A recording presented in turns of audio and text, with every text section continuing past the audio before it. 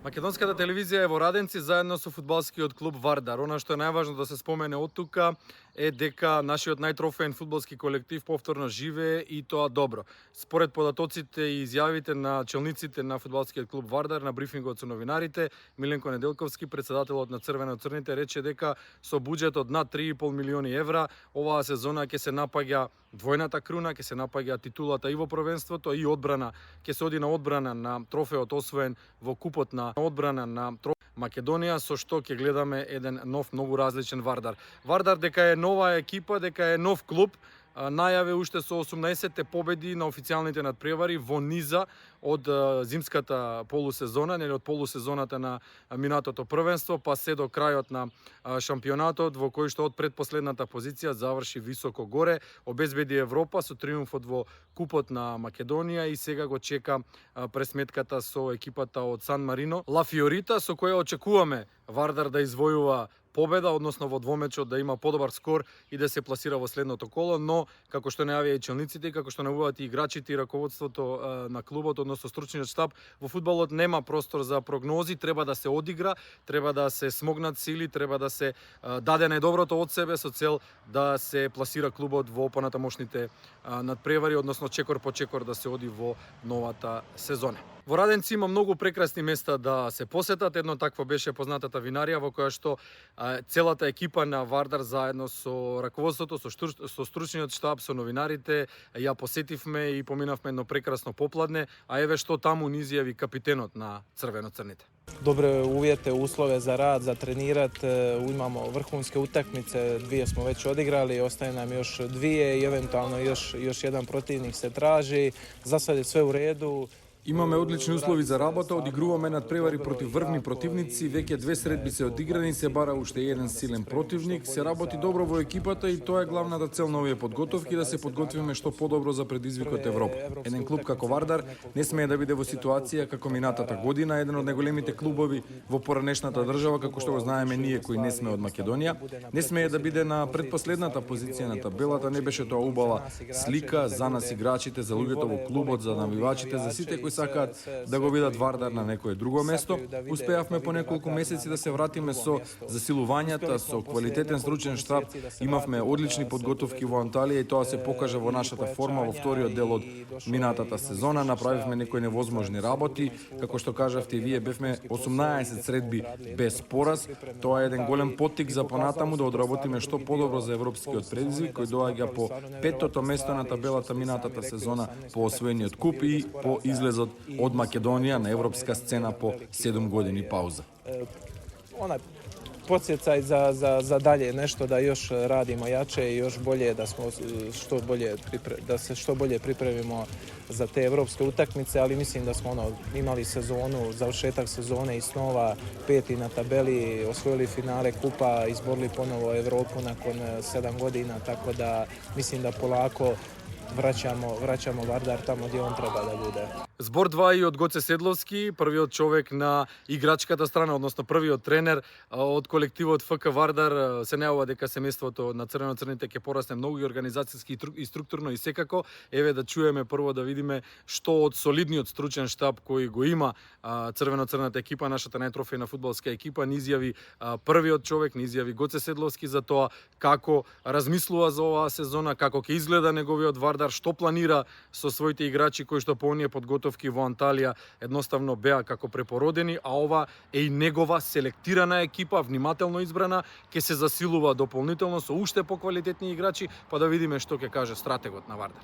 Задоволен сум од припремите, доста напорно се работи, некогаш 2 тренинга, некогаш 3 тренинга, некогаш слободно. Значи, настојуваме да се добро припремиме, иако не сме комплетни.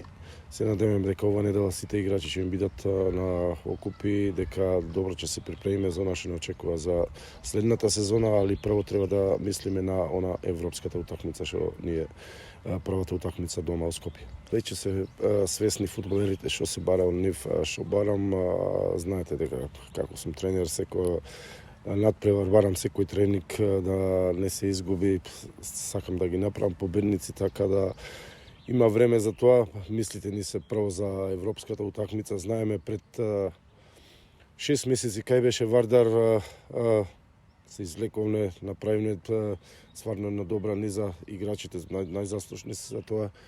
Го освоивме купа после толку години, мислам дека спремни се со неколку појачувања да предизвикот што го имаме од председателот сите во клубот, значи мораме да го оствариме. Екипата на Вардар втора година поред доаѓа тука во Раденци и едноставно има топол прием, има пречек како што може само да се посака. Ова некогаш било местото со недобрите термални бањи во поранешна Југославија, во големата држава во која се имаше некаква голема, огромна вредност. Останати се од тие времиња спомените. Градоначалникот на општината го прими топло фудбалскиот клуб Вардар и еве ги неговите зборови за тоа како гледа на гостите и дали се добри гости, односно дали тие се добри домакини. Meni je izuzetno čast da je pokani prvak Makedonije ovdje u jednom malom gradiću u Radenci u Sloveniji. Mi ćemo se potruditi da ovih 20 i nekoliko dana... Голема чест ни е што најтрофејната македонска фудбалска екипа е во еден вака мал град во Словенија и ние ќе се потрудиме да му овозможиме се што ќе биде побарано со цел играчите да се вратат во Македонија добро подготвени. Овој дел на Словенија е познат по фудбалот, има најмногу гледачи и симпатизери во нашата земја. Зборувам за клубовите Марибор и Мура. Луѓето тука се воодушевени кога ќе видат толкав број на фудбалери кои ете го избрале Раденци, токму Раденци за свој град. Ова е мало градче на границата со Австрија со околу 5500 жители. Се гордееме со нашата вода Раденска, три срца, која сите ја знаеме уште од поранешната држава.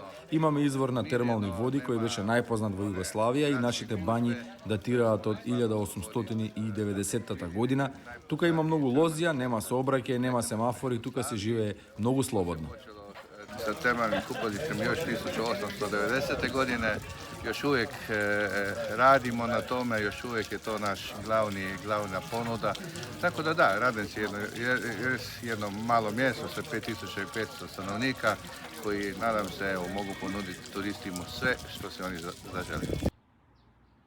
Фудбалскиот клуб Вардар во новата сезона има солиден број на домашни играчи, има младенци тројца кои што беа, како што каже раководството, заштитени, повлечени во првата екипа со цел да продолжат да се развиваат и од нив се очекува исто така многу.